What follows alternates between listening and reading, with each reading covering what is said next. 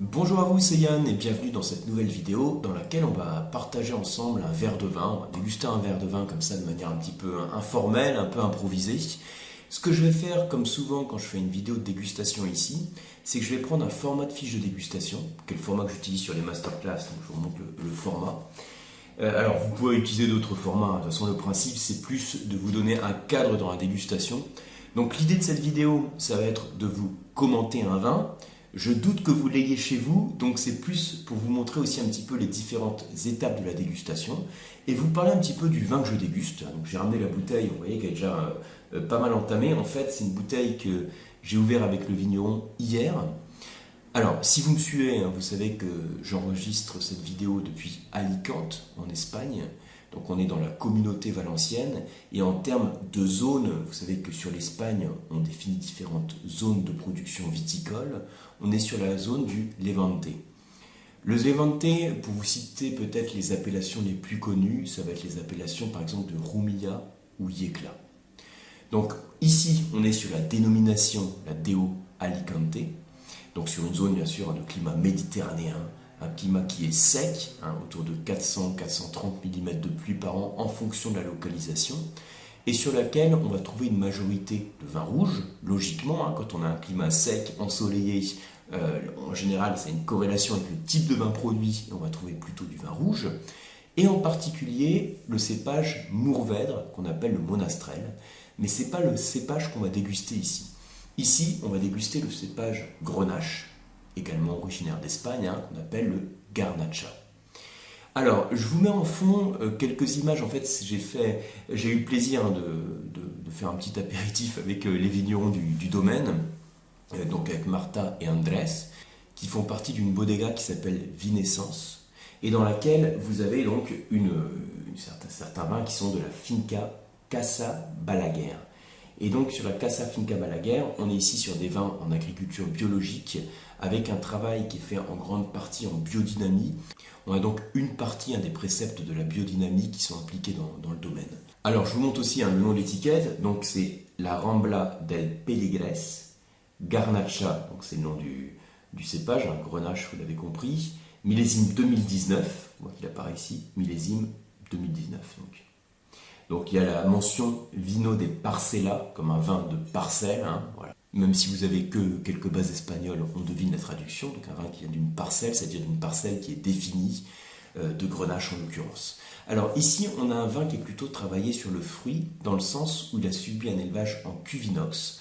On a un vin qui est vendu dans sa jeunesse, on a un 2019. Et le but, c'est d'avoir un Grenache qui sera travaillé sur le fruit, la fraîcheur, sans prétention en fait. On n'est pas là pour faire un vin de grande complexité, avec un élevage en fût poussé, faire un grand vin de garde. On est plus sur l'approche vin de copain. On va voir en dégustation ce que ça donne. Donc, je vous propose de le commenter. On va le servir. Puis on va voir à chaque étape de la dégustation ce que ça donne. Donc je vais vous commenter comme ça de manière assez rapide, le visuel, olfactif, gustatif. Donc on va commencer par observer la robe. Alors je vous le montre toujours moi à la caméra en espérant que vous voyez quelque chose. Alors peut-être que vous voyez vaguement une couleur, quelques reflets qui tirent un peu vers le violacé. Ce qui est assez normal finalement, puisque vous savez que les reflets violacés, donc moi je me mets comme ça, je regarde le vin du dessus, je le penche comme ça sur une surface blanche, et je vois ces reflets un peu violacés, plus cerises même. C'est caractéristique, vous le savez, d'un vin dans sa jeunesse. Alors vous le savez ou pas, si vous suivez la chaîne, vous le connaissez par cœur sans doute. Mais donc sinon, je vous rappelle, quand vous avez un vin rouge qui a ses reflets violacés, c'est caractéristique de la jeunesse du vin. Et quand le vin vieillit au cours du temps, donc ça peut être en fût ou ça peut être dans votre cave, en bouteille, il va s'oxyder et il va prendre des nuances beaucoup plus, d'abord grenat, puis tuilé. Ici, on voit clairement qu'on est sur un vin qui est dans sa jeunesse, avec une robe limpide et une intensité qui est moyenne, c'est-à-dire que je vois assez facilement mes doigts à travers le verre. Ce qui est pas non plus surprenant quand on sait les caractéristiques du cépage Grenache. Vous savez que le cépage Grenache, alors c'est un cépage qui se caractérise pour avoir des montées de sucre qui sont rapides, c'est-à-dire qu'on peut rapidement avoir des bons niveaux d'alcool. Par contre, il n'a pas forcément un gros potentiel en polyphénol, donc en pigments colorants, et en tanin. Donc quand on fait les assemblages méditerranéens qu'on va retrouver dans la vallée du Rhône méridionale, par exemple les GSM, Grenache, Syrah, Mourvèdre, chaque cépage va contribuer à apporter alors quelque chose au vin que vous dégustez. La Syrah en l'occurrence apportera une complexité aromatique, de la fraîcheur, de l'acidité. Le Mourvèdre apporte une structure tannique. Et donc on a chaque cépage, et le Grenache de la rondeur pour le coup, donc on a chaque cépage qui contribue à quelque chose dans l'assemblage du vin. Ici on est sur un 100% Grenache, donc avec une robe qui est de moyenne, cerise, et au nez, pas de défaut, on a tout de suite un vin qui est ouvert, et tout de suite ce que l'on a au nez c'est des fruits noirs. On est vraiment sur le cocktail de fruits tout de suite. Donc on va aller un petit peu plus loin sur les arômes. Donc j'oxygène mon vin dans le verre, le réflexe habituel à avoir. L'arôme, c'est donc une molécule qui vole, et quand on l'oxygène, on favorise le caractère volatile de l'arôme. Donc on perçoit mieux les arômes. Donc là, je perçois tout de suite ces notes de prune, de fraise, de framboise, quelques notes un peu de cassis. C'est vraiment le cocktail de fruits.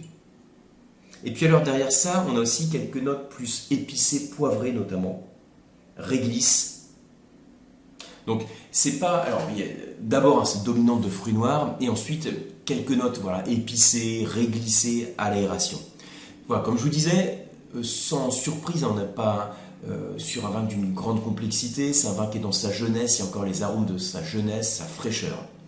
Alors en bouche, donc comme d'habitude, quand je mets le vin en bouche, je le garde longtemps. 5 secondes, 8 secondes, 10 secondes, 12 secondes, on n'a pas besoin d'avoir un chrono pour compter. Le tout, c'est de prendre son temps, de mâcher le vin comme ça, et d'aspirer, respirer, de grumer, d'aspirer, de grumer, on incorpore de l'air, et ça permet d'oxygéner le vin en bouche et de caractériser les arômes. Moi ici, je vais simplement reprendre la fiche de dégustation, puis vous dire un petit peu les commentaires et ce que je ressens. Alors,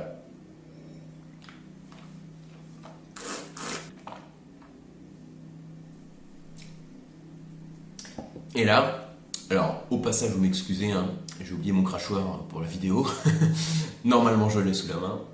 Donc là, quand je mets le vin en bouche, tout de suite il y a une sensation, ça c'est quelque chose que j'aime bien faire quand je commente les vins, c'est plutôt que de se jeter sur une fiche de dégustation, c'est de se concentrer sur ce qui reste. J'ai recraché le vin et j'ai des sensations qui restent. Et là, alors peut-être ce qui peut surprendre, si vous êtes amateur de grenache avec beaucoup de maturité et que vous vous attendez à avoir un grenache avec un haut niveau d'alcool, beaucoup de rondeur sur ce type de région viticole, ici on a un grenache qui est travaillé sur la fraîcheur et j'ai une belle acidité en bouche. Belle acidité, j'ai un niveau d'alcool qui est de moyen à capiteux, je n'ai pas non plus un 15 degrés d'alcool, là j'ai un 13,5. Alors plus que de regarder le degré, alors je ne sais pas si vous voyez, il doit être ici. Plus que de regarder en fait le degré d'alcool sur la bouteille, c'est plus la sensation gustative qu'il faut voir, qu'on va percevoir. Ici, je perçois de la fraîcheur, j'ai pas du tout un côté alcooleux, lourd, gras.